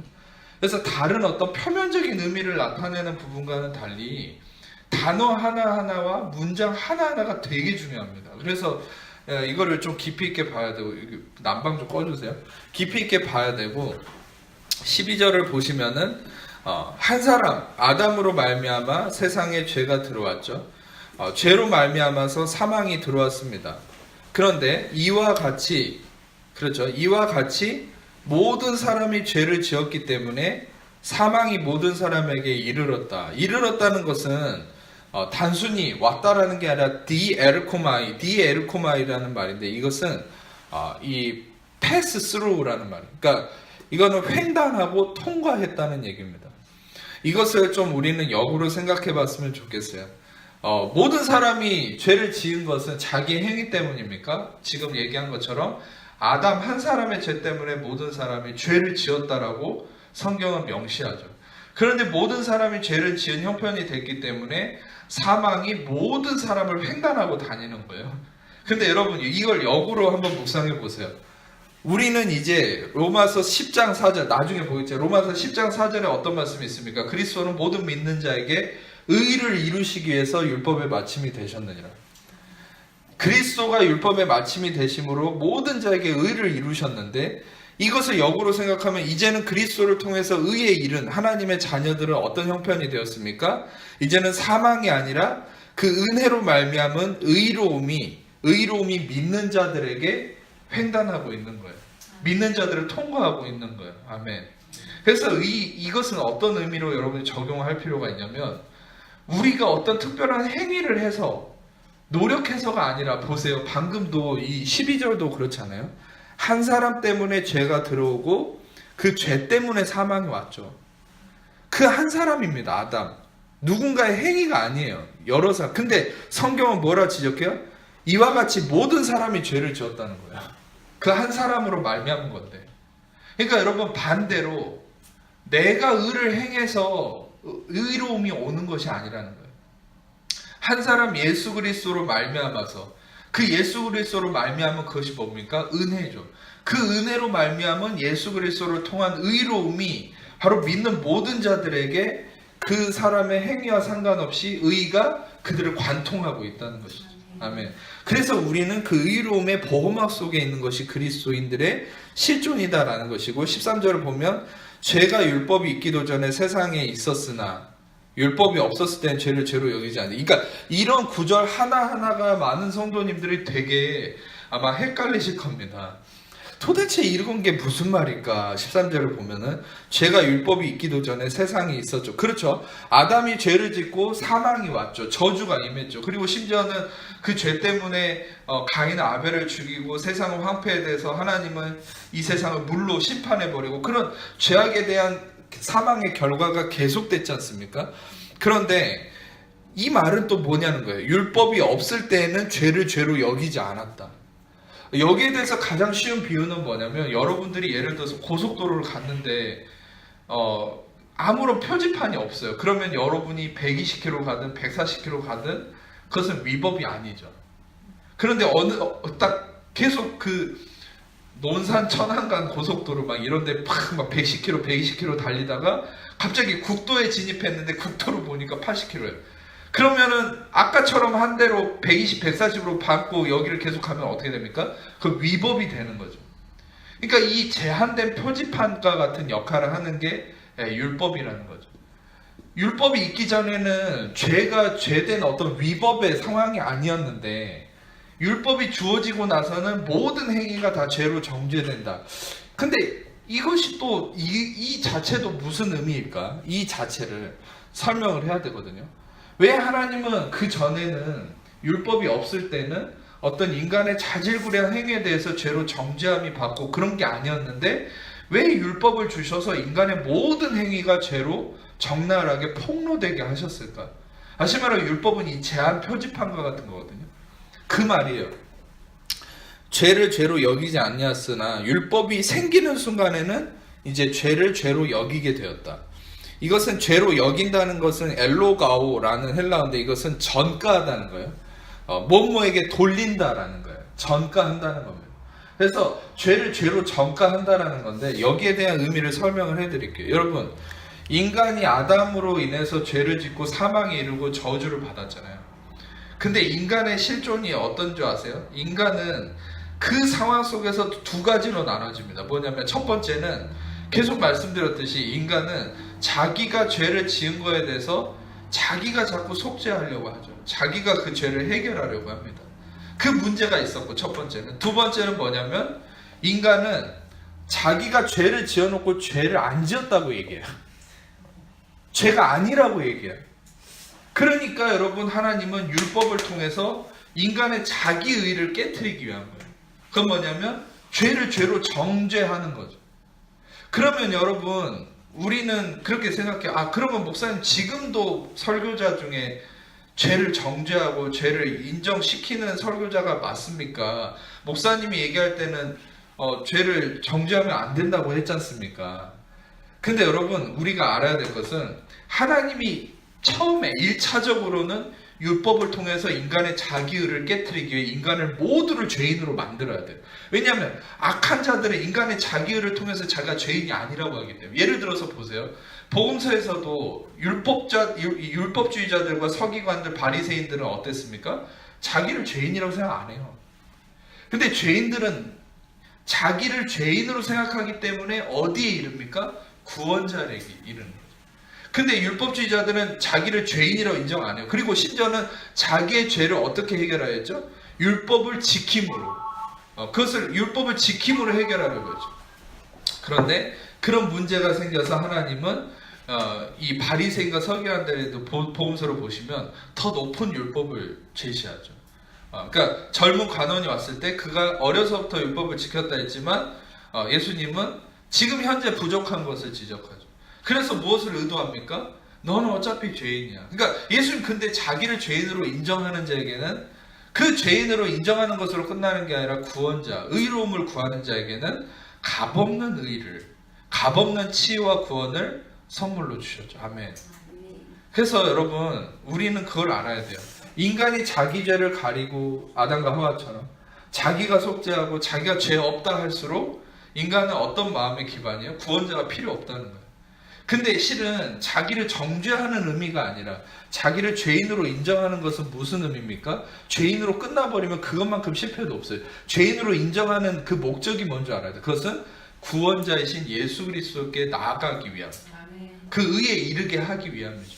그래서 실은 율법은 초등 학문으로서 율법이 주어졌을 때는 그것이 그리스도에게 인도하기까지만 적용되는 것이다라는 거예요. 그리스도가 오고 나서는 이 초등학문이 율법은 더 이상 필요가 없다고 바울은 얘기하잖아요. 그러니까 여러분, 율법은 이제 정죄하는 의미로 왔기 때문에, 인간의 의를 깨트리기 위해서 정죄하는 의미로 왔기 때문에 예수 그리스도 의가 나타날 때까지는 필요가 있었지만 의가 이루고 나서는 그리스도가 테텔레스타이 쿨라 다 이루었다라고 율법의 모든 저주를 율법의 저주를 해소하시고 해결하시고 율법을 완성하실 그 이후부터는 이제는 율법이 우리에게 필요가 없죠. 왜? 모두가 그리스도 안에서 의에 이르렀기 때문에. 아멘. 그래서 불신자들은 실은 자기가 죄인이라는 깨달음이 필요해요. 왜냐면 불신자들은요, 의에 대한 의식이 없어요. 그러니까 불신자들은 죄에 대한 정죄가 필요해요. 자기가 죄인이 아니라고 하거든요. 근데 그리스도인들은 반대예요. 그리스도인들은 이미 죄인의 어떤 홍해를 건너서 죄인의 심판이신 예수 그리스도를 건너서 의에 이르렀기 때문에 그리스도인들은 다시 죄인으로 정죄하면 안 됩니다. 그리스도인들은 이제 의에 대한 의식을 가져야 돼요. 그것은 이따가 설명을 할게요. 그래서 어쨌든 율법을 이 13절의 의미는 뭡니까? 율법을 주셔서 죄를 죄로 여기게 하신 것은 뭡니까? 인간의 자기의 완악함을 깨트리시기 위함이다 라는 것이죠. 자, 14절 그 다음 넘어가고 16절을 보겠습니다. 또 이 선물은 범죄한 한 사람으로 말미암은 것과 같지 아니하니. 이게 아주 중요한 의미가 있어요. 심판은 한 사람으로 말미암아 정죄에 이르렀으나 은사는 많은 범죄로 말미암아 의롭다 하심에 이르며. 국어 학자도 이런 말을 읽으면 정말 힘들 겁니다. 성령님이 감동을 주시지 않으면 도대체 이게 무슨 말인가 싶을 건데 제가 해석을 해드릴게요. 심판은 한 사람으로 말미암아 정죄에 이르렀다. 그 한 사람이 아담이죠. 실은 아담이 죄를 끌어오고 그래서 이 세상에 대한 심판이, 이 판단이 일어날 때마다 이것은 판단한다는 거거든요. 하나님이 이 세상을 판단할 때마다 모두가 정죄함을 받는 거예요. 이 아담의 죄 때문에. 그런데 그와 동일하게 아주 대꾸적으로 많이 쓰였어요. 앞절과 뒷절이 똑같은 형태입니다. A, N, A 다시, B, N, B 다시처럼. 그런데 뒤에는 똑같이 적용을 할 수 있어요. 많은 범죄는 은사로 말미암아, 많은 범죄로 말미암아 이 은사가 의롭다 하심에 이르게 되었다. 쉽게 표현하게 말씀드리면 이전에는 아담 때문에 모든 판단이 이루어질 때마다, 하나님의 심판이 있을 때마다 모두가 정죄함에 이르러서 저주받고 죽는 거예요. 근데 이제는 예수 그리스도로 말미암아서 무엇으로 바뀌었다는 거예요?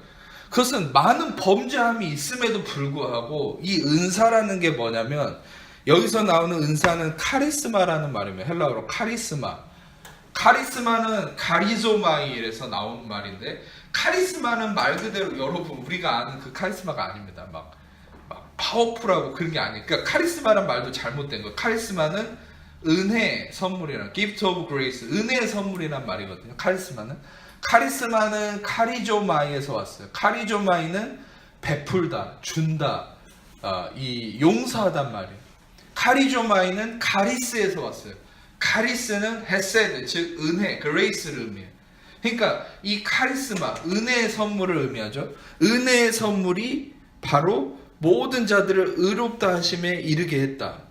이것을 쉽게 표현하면 여러분, 예수 그리스도로 말미암아서, 예수 그리스도가 오시기 전에는 아담 때문에 모두가 다 심판받고 맨날 심판 받을 때마다 정죄함에 이르기 때문에 저주받고 죽어야 되는데, 예수 그리스도로 말미암아서 모든 것이 속죄함이 이루어지고 나서 어떻게 됐다는 거예요? 많은 범죄가, 여러분 범죄는 심판받아야 되잖아요, 심지어. 근데 많은 범죄가 이 은사, 은혜의 선물 때문에 많은 범죄가 있음에도 그 범죄들이 어떻게 된다는 거예요? 의에 이르게 된다는 거예요. 이 말씀을 깊이 있게 묵상해 보세요. 이것은 엄청난 은혜입니다. 이것만큼 과격한 은혜가 없는 거예요. 우리는 여전히 구약적 개념으로 많은 범죄가 있는 거에 대해서, 이 많은 범죄 실은 우리의 육적인 것도 가리키는 거죠. 근데 그것이 심판을 받아야 된다고 생각하잖아요. 근데 예수 그리스도의 십자가의 심판 받으심 때문에 은혜의 선물, 즉 카리스마로 인해, 이 은혜의 선물이 임함으로 인해서 우리가 많은 범죄에도 불구하고 의에 이른다, 의에 거한다라는 것이. 아멘. 좀 어려울 수 있지만 이 제가 설명드린 것을 근거로 계속 묵상을 해보시면 바로 이 16절이 여러분들이 굉장한 놀라운 감격과 이 자유함을 프로듀싱 할 수 있다는 것이죠. 자, 17절 보겠습니다.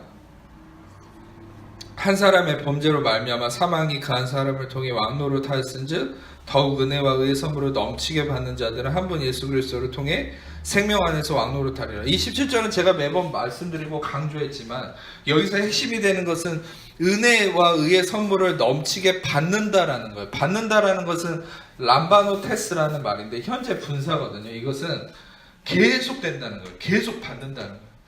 여러분, 성도의 실존은 그렇습니다. 성도의 실존은, 왜 성도는 의인이라고 할 수밖에 없냐? 그는 나이아가라 폭포에 여러분 돌멩이 하나 놓으면 어떻게 되겠어요? 돌멩이 놓으면 깨지는 게 아니라, 돌멩이 놓으면은 그 돌멩이가 24시간 폭포수가 흘러내리기 때문에 씻어내리잖아요. 그러니까 돌멩이는 더러워질 틈이 없는 거죠. 은혜와 의의 선물이 성도들은 계속 부어지는 거예요. 은혜와 의의 선물 안에 있는 거예요. 나의 노력과 나의 행위를 기준으로 삼는 것이 아니라 예수 그리스도가 은혜와 의의 선물의 기준이 되셔서 십자가를 통해서 은혜와 의의 선물이 계속 임하는 겁니다. 여기서도 핵심은 뭐냐면, 의로움은 의로움은 어떤 나의 행위의 대가로 오는 것이 아니에요. 여기서 분명히 의의 선물이라고 했죠. 여러분, 의로움은 선물로만 주어질 수 있는 겁니다. 아멘. 인간은 세상 사람들도 그렇죠. 자기 노력과 자기 어떤 착함과 올바름으로 의를 이루려고 하지만 바로 인간의 완악함이에요. 그게. 의로움은 오직 선물이에요. 인간은 그래서 그리스도를 통해서만, 십자가를 통해서만 의로움을 선물로 얻을 수 있다는 것이죠. 그래서 이것이 어떻게 온다는 겁니까? 계속 람바노테스, 계속 임하고 있다는 거예요. 성도들. 그것이 나에게 계속 나의 행위와 상관없이 임하고 있음을 깨달을수록 우리는 의에 대한 확신이 일어날 수 있다는 것이죠. 그리고 마침내 어떻게 된다는 겁니까? 생명 안에서 왕노릇하게 된다. 실상 로마서 5장 17절이 성도들에게는 제일 중요한 말씀입니다. 왜냐하면 창세기 1장 말미 부분에 인간을 하나님이 창조하시고 인간을 통해서 어떻게 하셨다 했어요? 이 세상을 정복하고 다스리라고 그랬죠. 근데 인간은 죄짐으로 이 세상의 권한을 마귀에게 넘기고 인간은 이 세상에 정복당하고 다스림을 받는 존재가 됐는데, 여러분, 실상 예수 그리스도를 통해서 다시금 인간이 이 세상을 다스리게 한다 라는 가장 확신된 말씀이 로마서 5장 17절이에요. 왜냐하면 여기서 왕노릇한다는 게 바실리오라는 건데, 이게 통치하고 다스린다는 얘기거든요. 그러니까 여러분, 우리는 예수 그리스도 안에서 은혜와 의의 선물, 여러분이 그러니까 그것을 자각하는 것과 아닌 게 다른 거예요. 내가 죄를 짓고 내가 문제가 있는 것을 의식하면 죄의식 가운데 우리는 눌리게 돼 있어요. 이 세상 것을. 근데 내가 그럼에도 불구하고 그리스도를 통해서 의로워지고 내가 지금 이 순간에도 은혜와 의의 선물이 나에게 부어지고 있다. 네, 마치 나이아가라 폭포수 아래 있는 돌멩이처럼 나는 늘 깨끗하다라는 그 의의 의식이 있으면 여러분들은 그 모든 어둠을 다스리는, 다시 오뚜기처럼 일어날 수 있는 힘이 주어져요. 다시 의로움을 향해 나아가게 되는 거예요. 아멘. 제가 믿는 바는 성도들은 좀 연약함이 있고 미숙함이 있을 수 있지만 성도들은 끊임없이 의에 대한 이 열망이 있거든요. 그렇기 때문에 이 의에 대한 열망을 의로움으로 열매 맺기 위해서는 바로 이 로마서 5장 17절에 대한 여러분의 늘 어떤 묵상이 필요합니다. 그리고 믿음이 필요하고요. 로마서 5장 18절에서 19절은 매번 제가 여러분들에게 말씀드렸던 것처럼 한 사람 아담과 한 사람 예수 그리스도로 말미암아 그 대표되는 인물로 말미암아 모든 인류가 처해지는 것을 얘기하죠. 한 사람의 불순종으로, 한 사람의 죄악으로 모두가 정죄에 이르고 모두가 불의함에 이른 것처럼 한 사람 예수 그리스도의 순종과 예수 그리스도의 의로 말미암아 우리도 의에 이르고 축복과 생명에 이르게 되었다. 여러분, 이 말씀이 왜 중요하냐면 자꾸 그 인간의 자기 육신됨은 그 한 사람을 나를 집어넣으려고 하거든요. 아담은 그랬는데 이제는 내가 순종해서 내가 경건해서 의에 이르고 생명에 이르렀다. 이것을 주장하려고 하는 게 내 육신인 거예요. 그런데 복음은 뭐라 얘기합니까? 아니라는 거예요. 네가 아니라는 거예요. 예수 그리스도라는 거예요. 아멘. 예수 그리스도의 순종, 예수 그리스도의 의로운 행위, 예수 그리스도의 그 중심됨, 그것이 우리를 생명과 구원에 이르게 했다. 여러분, 이 온전한 진리가 뿌리 박아져서 내가 할 수 있는 게 없다는 걸 깨달아야 돼요. 여러분, 그래서 제가 계속 얘기하지만, 이거 제가 계속 얘기하는 건 인간적인 것이 아니라 성령님이 진짜 원하시는 건데, 여러분 정말 요한복음 15장의 포도나무와 가지의 비유를 계속 묵상하셔야 돼요. 가지가 할 수 있는 건 없다니까요. 진짜 포도나무로부터, 그러니까 우리가 성화의 개념도 똑같아요. 그리스도인으로서 내가 올바로 의롭게 살아야 되는데 어떻게 하지? 여러분, 가지가 열매 맺겠다고 고민하면 되는 게 뭐가 있습니까? 그냥 가지가 하는 일은 붙어 있으려고 노력할 필요도 없어요. 실은 가지가 붙어 있으려고 노력해서 붙어 있는 것도 아니고 그냥 붙어 있는 거잖아요. 우리는 그리스도를 통해서 십자가에 죽었고 그리스도의 부활됨으로 말미암아 우리도 함께 예수님과 부활했다는 것은, 그것은 그냥 우리는 이제 실존이 바뀐 거죠. 여러분, 이것만 좀 설명하고 넘어갈 텐데, 아담은 원래 가지 같은 존재로 태어난 거예요. 포도나무의 가지 같은 존재로. 그것은 무슨 말이냐면 하나님의 선하심이 이끄는 대로 그는 열매 맺고 살았어요. 아담은. 그러니까 모든 걸 누렸죠. 기쁨과 평안과 감사. 근데 아담은 가지에서 이탈한 거예요. 그게 선악과를 먹은 거예요. 선악의 주체자가 된 거죠. 그럼 어떻게 됩니까? 그냥 죽는 거죠. 그 자체로. 그냥 하나님께 포도나무에서 이탈했기 때문에 죽는 거예요. 그러니까 말라 비틀어진 거죠. 저주, 수고, 종신토록 수고해야 땅의 소산을 먹는다. 그 수고는 우리 지금의 개념에 열심히 일하는 노력하는 삶이 아니라 그 수고는 야짜부라고 해서 그것은 히브리어로 고통과 슬픔이라고 그랬죠. 고통과 슬픔이 없이는 살 수 없는 존재가 됐다는 거예요. 아담은. 그게 이 떨어져 나간 가지의 비유예요. 근데 이 요한복음 15장이든 어쨌든 포도나무에 대한 비유를 보면 어떤 부분은 또 하나님께서 열매 맺지 않은 가지는 제거해버린다, 그런 말씀을 보고 성도들이 많이 두려워하는데 그는 해석상의 오류가 있어요. 신학적으로도. 그 제거한다라는 것이 remove가 아니라 그 제거한다라는 것은 헬라어로 아이로라는 말로 쓰였거든요. 완전 다른 의미죠. 아이로는 뭐냐면 들어 올린다는 거예요. 그러니까 포도나무가 실상 가지가요, 우리는 뭐 여기 앞에 큰 나무처럼 이렇게 몸통 하나 이렇게 막 뻗어 있는 그게 아니라 가지가, 포도나무는 이렇게 막 등나무 아시죠? 등나무처럼 막 이렇게 머리카락처럼 이렇게 꼬여 있거든요. 근데 그게 좀 잘못된 가지들이 이렇게 땅바닥에 이렇게 쓰러져 있어요. 이렇게. 그러면 밟혀요, 사람들한테. 근데 하나님께서 열매 맺게 하시기 위해서 그 목자가 어떻게 한다는 거예요? 그 농부가 그것을 들어 올린다는 거죠. 그래서 이 어떤 장대 같은 것을 세워서 거기에 얹어놔요. 그러면 다시 양분을 공급받고 이게 살아나거든요. 그 의미인 거예요. 하나님은 열매 맺지 못하는 성도들을 제거하시는 게 아니라 들어 올리십니다. 아멘. 이게 진리예요. 그리고 여러분 아까도 얘기했듯이 그 가지는 붙어있으려고 노력할 필요도 없어요. 자기 실존을 그냥 이해하면 돼요. 아담은 떨어졌지만 그리스도를 통해서 우리는 다시 가지로서의 실존을 타고 거듭났죠. 리버스. 그리고 우리는 누굽니까? 그냥 가지예요. 이 말씀을 듣고 노력할 필요 없어요. 그냥 가지라는 것만 인식하면 돼요. 그런데 가지로서 노력할 필요가 없는 거예요. 그냥 가지로서 우리가 기대할 바는 하나님이 어떻게 하실까? 하나님이 언제 열매 맺으실까? 그냥 이 은혜의 진리 안에서 안식하면 어느 순간에 열매 맺는 거예요. 오히려 힘들어지는 것은 옛사람의 기억인 것처럼 아담처럼 내가 열매 맺고 내가 이 의를 이루기에 노력할수록 가지는 더 비참해지고 말라 비틀어지게 된다는 사실이에요. 아멘. 그래서 그 의미를 말씀드렸고 20절을 보면 오늘은 한 12시 안에 끝내도록 하겠습니다. 20절을 보면은 21절과 이어지는데 율법이 들어온 것은 범죄를 더하게 하려 함이라. 예. 이 말씀이 여러분들이 계속 언급을 많이 했지만 율법이 들어온 것은 범죄를 더하기 위함이다. 그러니까 여러분 아까도 제가 설명을 드렸죠. 율법은 인간의 의를 깨트리기 위해서 하나님께서 율법을 주신 것이고 율법은 그 범죄를 더하게 하기 위한 게 목적이에요. 율법은 의를 이루기 위한 게 아니에요. 이 방송을 듣는 것이든 아니면 지금 여기 앉아 계신 분이든 여러분이 확실하게 새겨야 될 것은 그리스도는 의를 이루시기 위해서 로마서 10장 4절을 다시 한번 말씀드리지만 그리스도는 모든 믿는 자에게 의를 이루시기 위해서 율법의 마침이 되셨네요. 아멘. 근데 그리스도는 의를 이루시기 위해서 왔지만 성경은 분명히 얘기합니다. 율법은 범죄를 더하기 위해서 왔다. 그러니까 혹여라도 율법을 지켜서 율법을 이룸으로 의를 이루고자 하시는 분들은 포기하시기 바라요. 절대 그럴 수 없습니다. 하나님 목적이 아니기 때문에. 그리고 하나님의 말씀은 사명을 이루고 돌아오는데 그 말씀을 명시하는 바가 율법은 범죄를 더하기 위함이라고 그랬거든요. 그러면 그 말씀은 반드시 사명을 이루어요. 뭐냐면 율법을 만지는 자는 반드시 범죄하게 돼 있어요. 죄와 저주에 폭로되게 돼 있어요.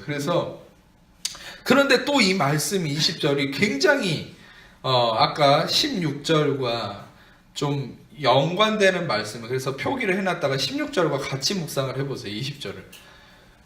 아주 상통하는 말씀인데 죄가 더한 곳에 죄는 abound, 플레오나조라고 하는데 죄가 더한 곳에 은혜는 더 넘친다. super abound. 휘페르 페리쇼라고 하는데 그것은 뭐냐면 죄가 그 전의 것이 생각나지 않을 정도로 이후의 것이 다 덮어버린다는 거야. 그런데 여러분 놀랍지 않습니까? 그러니까 여러분 우리는 은혜를 전하되 인간의 행위와 적절한 균형이 필요한 은혜가 아니라 이 바울이 성령 안에서 전했던 과격한 은혜가 우리를 복음으로 인도하고 우리의 육신을 다스릴 수 있는 거예요. 근데 왜 여러분 많은 신학의 교리나 신학의 역사의 흐름을 봐도 왜 이 말씀의 능력이 갈수록 힘을 잃어가냐면 이런 과격한 은혜가 인간의 논리로는 이해가 안 되니까 자꾸 인간의 행위를 끼워 넣어서 균형을 맞추려고 하다 보니까 문제가 생긴 거예요. 근데 바울은 보세요. 너무 과격한 거죠. 그것은 뭡니까? 죄가 더한 곳에 은혜가 더 넘친다는 거예요. 그러니까 로마서 6장 1절 바로 이후에 확인하겠지만 사람들이 뭐라고 반문한 거예요? 그러면 은혜를 더하게 하기 위해서 죄를 더 짓겠냐 이렇게 반문을 해온 거예요. 그러니까 지금도 마찬가지예요. 여러분 지금도 과격한 은혜를 얘기를 하잖아요. 그러면 뭐 좀 공부했던 사람들은 그렇게 얘기해요. 그러면 사람이 은혜를 이루기 위해서 또는 그거 믿고 죄를 더 짓는 거 아니냐. 그러니까 그것이 바로 인간의 지혜로 하나님의 지혜를 판단하는 거예요. 여러분 하나님의 지혜인 거예요. 하나님의 지혜는 뭐냐? 극단적인 은혜, 사람이 감당할 수 없는 사랑, 감당할 수 없는 용서, 인간이 받아들일 수 없는 전적인 선함을 베품을 통해서 그 전적인 하나님의 극단적 선함과 은혜가 사람을 의로 인도한다는 것이 바로 하나님의 지혜인 거예요. 근데 인간의 지혜는 뭐예요? 인간의 악함을 기반으로 하는 거죠. 하나님의 지혜는 하나님의 선함을 기반으로 해요. 근데 인간의 지혜는 인간의 악함을 기반으로 하기 때문에 어떻게 생각합니까? 그렇게 너무 잘해주면 버릇 나빠진다는 거예요. 아니요.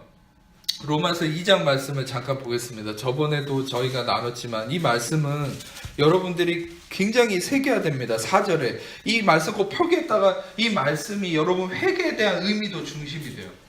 이 말씀이 이 복음의 핵심이 되는 거예요. 같이 2장 4절 읽어보겠습니다. 시작. 내가 하나님의 인자하심이 너를 인도하여 회개하게 하심을 알지 못하여 그 인자하심과 용납하심과 길이 참으심이 풍성함을 멸시하느냐. 이것은 어떤 책망과 훈계의 말이지만 이 앞절을 보세요. 하나님의 인자하심은 히브리어로는 헤세드라고 되어 있거든요. 이것은 은혜, 그레이스를 의미합니다. 하나님의 은혜가 너를 인도하여 회개하게 하심을 알지 못하냐. 여러분 우리 인간을 회개하게 한다. 즉 인간의 생각과 마음을 변화시키고 인간을 의로 이끌어가는 것은 뭐라는 거예요? 하나님의 은혜라는 거예요. 할렐루야. 여러분 또 한 가지 제가 아닙니다. 하여튼간 이 은혜의 진리가 여러분들을 의로 인도한다라는 거죠. 그래서 로마서 방금 다시 돌아가서 로마서 5장 마지막 부분에 죄가 더한 것에 은혜가 더 넘친다라는 것은 무엇입니까? 우리는 죄가 더한다라는 것은 어떤 범행이나 범죄된 잘못된 제 습관만을 의미하는 것이 아니라 우리의 육신의 습관, 어떤 질병, 나의 약함, 허물 모든 걸 의미해요. 근데 그 모든 문제가 가득 차 있죠. 또 여러분 어떤 면에서는 교회를 보고 세상을 보면 죄악이 가득하고 막 심각하고 마음이 어두워지죠. 이러다가 망하면 어떡하지? 그런데 여러분 그래서 여러분이 봐야 될 건 그거예요. 여러분 로마가 이 기독교를 핍박할 때 그 기독교가 결국 부흥하게 되는 그 전에 바로 전 단계 여러분 해가 뜰 때도 마찬가지죠. 해가 뜨기 전에 가장 어둡잖아요.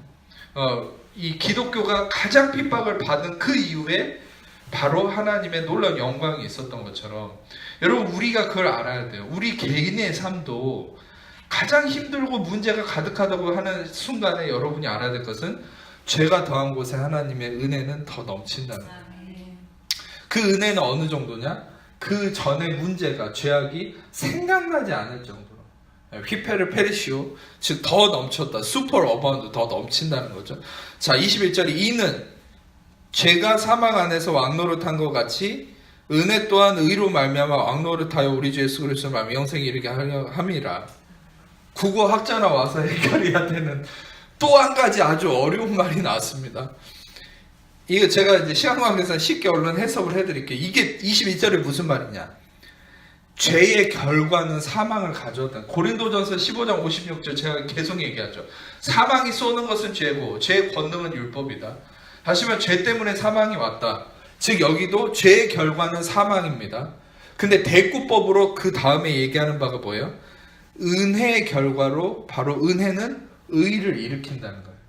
자, 여러분 죄 때문에 모두가 죽음에 이르렀지만 하나님의 은혜이신 예수 그리스도로 말미암아서 모두가 의에 이르렀다는 것이죠. 아멘. 그 말을 이제 표현을 한 것이에요. 그 다음에 6장 보겠습니다. 6장 1절에 아까 얘기했듯이 은혜를 더하게 하려고 죄에 거하겠느냐. 그런데 2절을 보면은 그럴 수 없느니라. 예. 그럴 수 없느니라 라고 얘기하죠. 죄에 대해서 죽은 우리가 어찌 그 가운데 더 살려. 2절부터 4절까지 한번 같이 읽어보겠습니다. 시작. 그럴 수 없느니라. 죄에 대하여 죽은 우리가 어찌 그 가운데 더 살리요. 우리 그리스도 예수 합하여 세례를 받은 우리는 그의 죽으심과 합하여 세례를 받은 줄을 알지 못하느냐. 그러므로 우리가 그의 죽으심과 합하여 세례를 받음으로 그와 함께 장사되었나니 이는 아버지의 영광으로 말미암아 그리스도를 죽은 자 가운데서 살리심과 같이 우리로 또한 새 생명 가운데서 살게 하려 합니다. 아멘. 2절에 죄에 대해서 우리가 죽었다 표현할 때 그것은 포트네스코라는 말이 이것은 자손이 끊어지고 멸종했다는 거거든요. 그러니까 아예 우리의 존재 자체가 죄에 대해서는 죽었다는 건데 이 2절부터 4절까지 제가 여러분에게 읽으시라고 말씀드리는 게 여기서 갈라디아서 2장 20절 그대로를 얘기하는 겁니다. 그래서 표기를 해놨다가 갈라디아서 2장 20절과 매칭을 하세요. 2절부터 6장 2절부터 4절까지는 갈라디아서 2장 20절을 그대로 얘기하는 거예요. 내가 십자가 못 박혀 죽었나니 그런즉 이제는 내가 산 것 아니요 그리스도께서 사신 것이라. 이제 내가 사는 것은 나를 사랑하사 나를 자기 몸을 버리신 하나님의 아들을 믿는 믿음 안에 사는 것이다. 그래서 2절부터 4절까지 갈라디아서 2장 20절이 명확하게 설명을 하는 것이고요. 5절을 보시면은 만일 우리가 그의 죽으심과 같은 모양으로 연합한 자가 되었으면 또한 그 부활과 같은 모양으로 연합한 자가 되리라. 같은 모양으로 같은 말 그대로 같이 됐다는 거예요. 예수님과 함께 같은 모양이 됐다는 거고 비슷한 게 아닙니다. 같은 겁니다. 그리고 연합한 자라는 것은 합쳐졌다는 거예요. 여기서는 시피토스라는 말에 이것은 합쳐졌다는 거예요. 그리스도와. 근데 이 말씀은 제가 연관을 시켜드린 게 요한일서 4장 17절을 한번 찾아보시겠어요? 요한일서 4장 17절을 여러분들이 이 말씀과 연관해서 보셔야 되고 실상 요한일서 4장 17절은 너무 중요한 건데 나중에 말씀을 다루겠지만 한번 같이 읽어볼까요? 요한일서 4장 17절 시작. 이로써 사랑이 우리에게 온전히 이루어진 것은 우리로 심판날에 담대함을 가지게 하려 함이니 주께서 그러하신 것 같이 우리도 이 세상에서 그러하니라. 아멘. As he is, so are we in this world 라는 말이거든요. 주께서 그러하신 것 같이, 주께서 어떤 상태인 것을 얘기할까요? 부활하신 예수님이 그러하신 것 같이 우리도 이 세상에서 그러하다. 할렐루야. 실상 이 말씀을 적용해서 병이 나아버린 사람 많아요. 어떤 유방암을 가진 자매님이 외국에서 그 유방암이 이렇게 진단받고 있는데 그 종양을 초음파로 이렇게 뭡니까 엑스레이로 보고 있는데 그랬다잖아요. 의사가 여기 병이 있어요. 종양 이거 수술해야 됩니다. 그런데 이 자매는 아니 예수님은 유방암이 없습니다. 나도 없어야 됩니다. 그러니까 이 의사가 미쳤다고 막 계속 이거 보는데 왜 아니라고 부인하냐. 근데 그 순간에 없어져 버렸다잖아요. 그 순간에 종양이. 그러니까 여러분 이 자매의 믿음이 어떤 믿음이었어요? 예수님은 병이 없다는 거예요. 예수님은 문제가 그러니까 결국 성도들은요. 자꾸 예수님과 나를 동일시하지 않아서 여전히 사단이 주는 거짓에 갇혀 있는 경우가 많아요. 실은 그 부분이 우리의 믿음의 싸움이거든요. 예수님이 십자가에서 부활하신 그 완벽한 육체, 완벽한 모습이 실은 우리의 실존입니다. 아멘. 실은 요한일서 4장 17절을 나중에 좀 설교 중에 깊이 있게 다루겠지만 다시 로마서 6장 5절로 넘어가면은 그 말이에요. 이게 우리가 그의 죽으심과 같은 모양으로 연합한 자가 되었으면 갈라디아서 2장 20절의 말씀처럼 우리는 또 그의 부활과 같은 모양으로 합쳐진 자가 되었다. 똑같은 자가 됐다는 거예요. 예수님과 함께. 아멘. 여러분 예수님이 우울함이 없으시죠? 그럼 여러분도 우울함이 없는 게 여러분의 진짜 모습이에요. 그걸 믿음으로 받으면 여러분 안에 우울함이 떠나가는 거예요. 아멘. 질병도 마찬가지고 모든 문제도 마찬가지예요. 실상 저도 개인적으로 이 믿음의 싸움을 늘 하고 있는 거예요. 계속 내 안에 허상이라고 생각하는 것들을 내가 어떻게 믿음으로 물리칠 수 있느냐. 그것은 내가 그것을 막 몰아내고 싸우는 게 아니라 예수님과 나를 동일시하는 거예요. 이것은 어떤 교주들이 나는 예수다 하는 그런 의미가 아니라 예수님의 부활된 이 영적 진리 그대로처럼 예수님의 부활된 그 존재 자체가 바로 내가 새롭게 얻은 새로운 피조물로서의 나 자신이다. 그것을 나에게 믿음으로 적용할수록 예수님의 어떠함이 내 삶에 나타나진다는 것이죠. 아멘. 여러분에게 안 좋은 일이 있습니까? 뭐 질병이 있고 아픔이 있습니까? 그럼 이렇게 선포하세요. 그리고 이렇게 믿음으로 바라보세요. 아, 예수님은 그런 문제가 없잖아. 예수님은 그런 아픔이 없잖아. 그럼 나도 없어야지.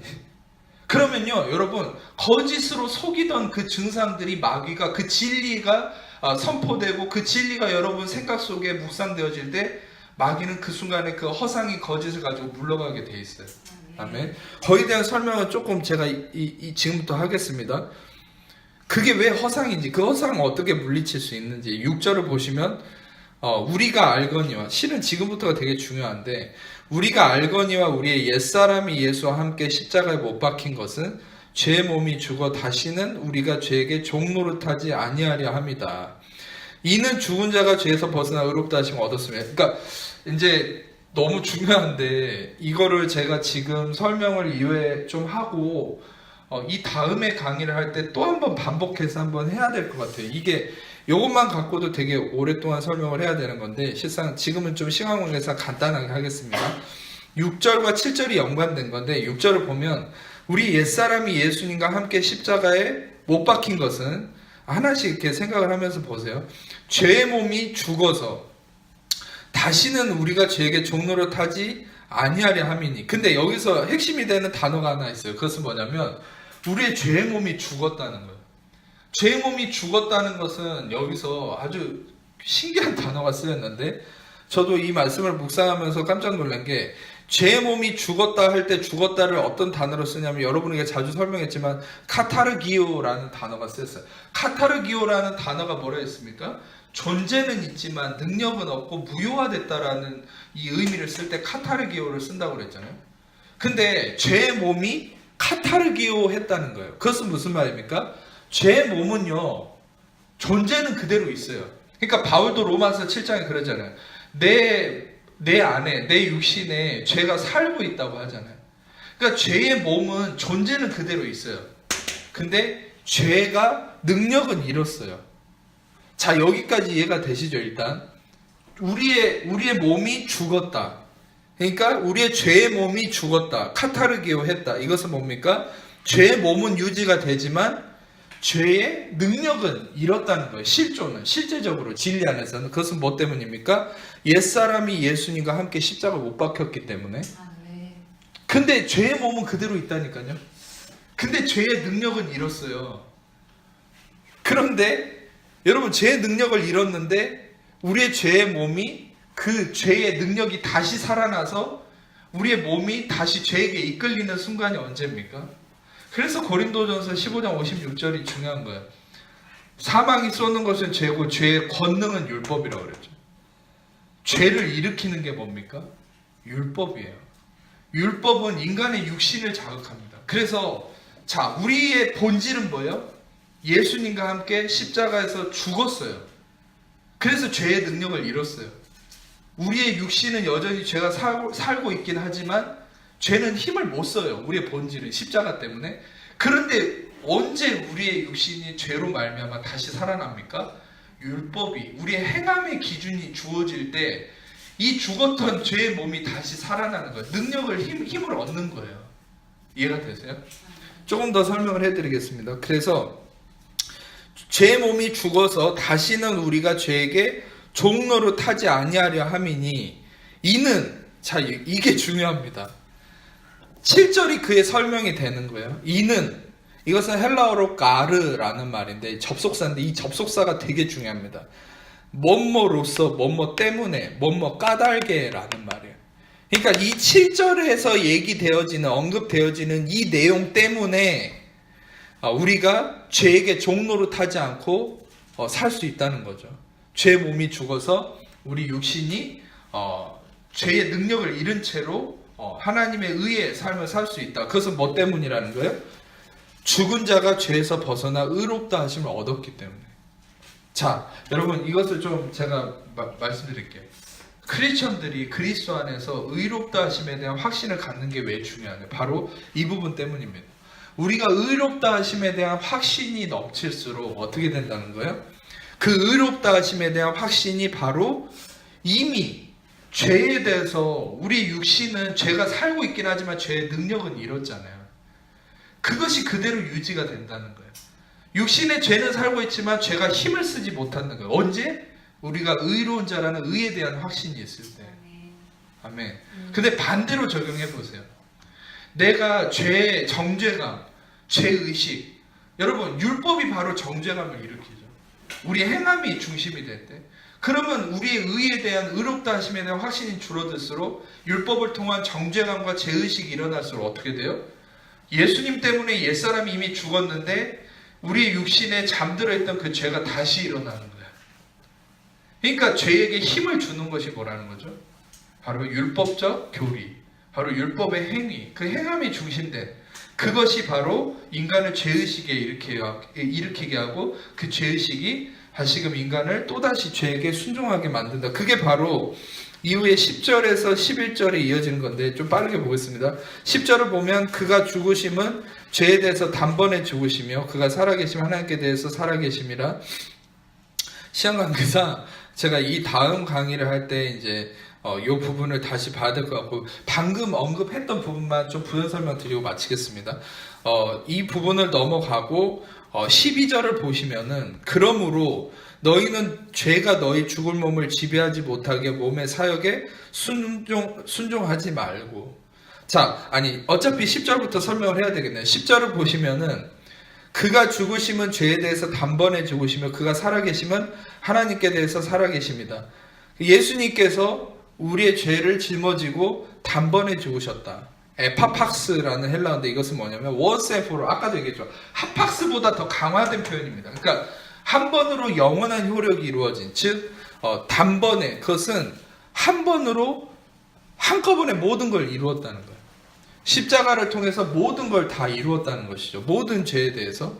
그런데 이와 같이 너희도 너희 자신을 죄에 대해서는 죽은 자요 그리스도 예수 안에서 하나님께 대해서는 살아있는 자로 여길지어다. 레커닝이란 말인데 이것은 그렇게 여긴다는 거죠. 똑같은 것으로 인정하라는 거예요. 뭐냐면 예수님이 한 번의 십자가로 모든 죄와 질병과 모든 문제에 대해서, 근데 신학적으로는 이게 세 가지 의미가 있다고 얘기할 수 있는데 그것은 빠르게 넘어가겠습니다. 그것은 허물과 형벌과 정죄와 죄의 대물림에 대해서 죽은 거거든요. 이거는 다음에 다시 설명드릴게요. 허물과 형벌과 정죄와 죄의 대물림에 대해서 죽었어요. 근데 예수님이 모든 죄의 문제에 대해서 다 죽으셨는데 어떻게 하라는 거예요? 우리도 그것에 죽은 자로 여기라는 거예요. 아멘. 우리를 그렇게 죽은 자로 여겨라, 인정해라 라는 것이죠. 그것이 우리의 실존이다라는 거예요. 예수님의 죽으심은 너희가 동일하게 죽은 것이다. 그래서 12절이 나오는 거예요. 그러므로 그렇기 때문에 너희는 죄가 너의 죽을 몸을 지배하지 못하게 해라. 이것은 단순히 율법적으로 죄를 다스려라, 네가 그러지 못한 저주받을 거다, 이게 아니라 원인과 결과를 얘기하는 거예요. 이런 어떤 논리를 잘 보라고 그랬죠. 이 기독교 교리의 로마서의 핵심은 5장에서 7장까지 이어지는 그것은 뭐냐면 그러므로 예수님이 모든 죄에서 죽었기 때문에, 모든 죄에 대해서 죽었기 때문에 너희도 모든 거에 죄에 대해서 죽은 것으로 여겨라. 그렇기 때문에 그게 원인이 되어서 결과론적으로 니들이 뭘 할 수 있다는 거예요?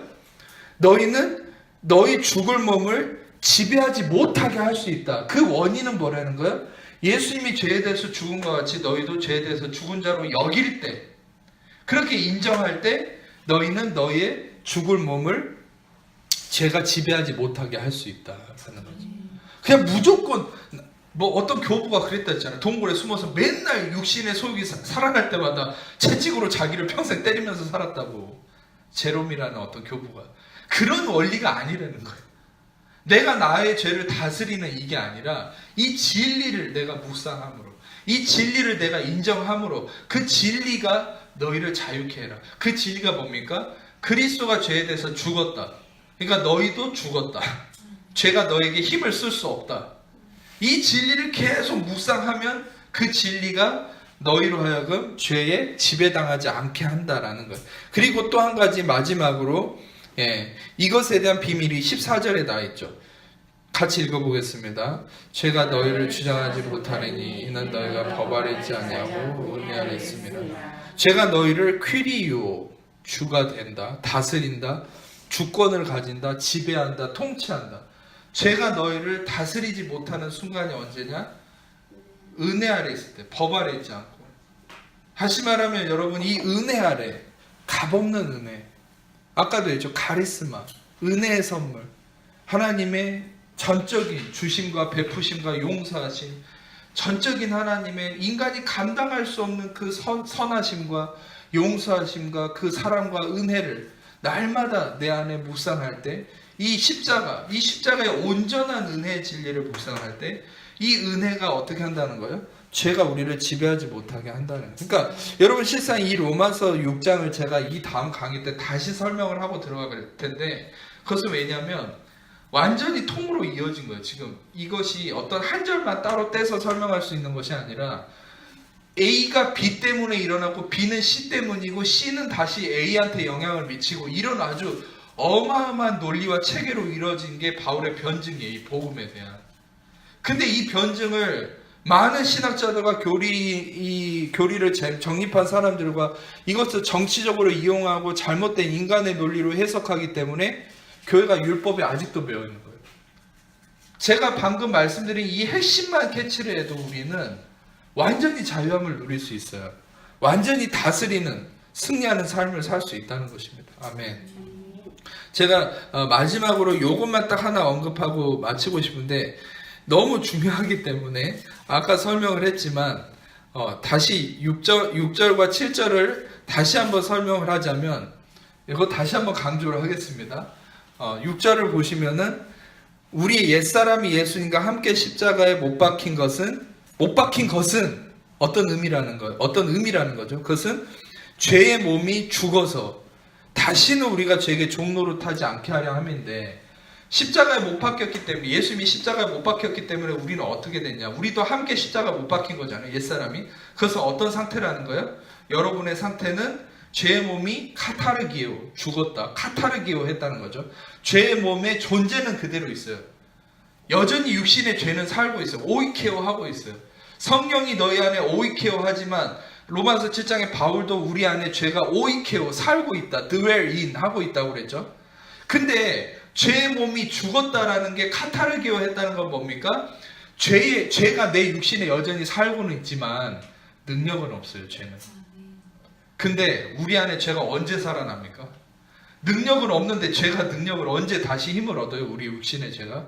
그것은 우리가 의롭다 하심에 대한 확신이 죽어질 때, 7절에 얘기하는 것처럼 우리가 의롭다 하심 때문에, 이는 아까 얘기했죠, 우리 죽은 자가, 이는 헬라어로 까르, 다시 말하면 우리가 죄에서 벗어나 의롭다 하심을 얻었다 함 때문에 우리가 죄의 몸이 죽어 있다, 능력을 잃었다라는 것인데, 의롭다함에 대한 확신이 줄어들 때 죄의 몸이 다시 죄에 대한 힘을 얻어서 일어난다는 거죠.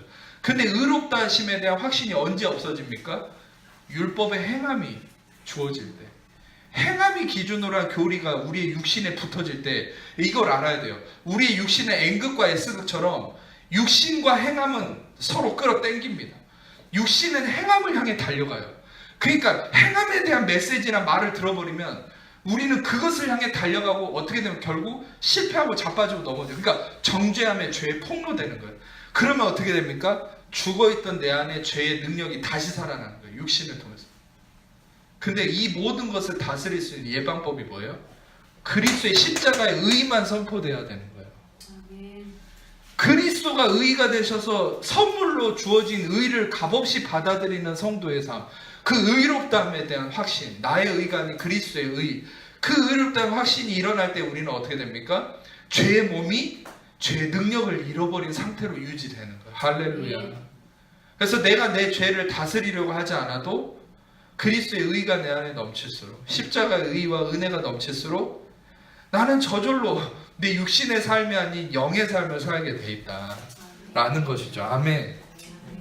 나중에 제가 다시 한번 이 부분을 반복해서 설명을 드리고 말씀을 이어가도록 하겠습니다. 오늘 이 말씀들을 통해서 여러분 안에 성령님을 통한 귀한 은혜의 열매가 가득 차게 되시기를 축복합니다.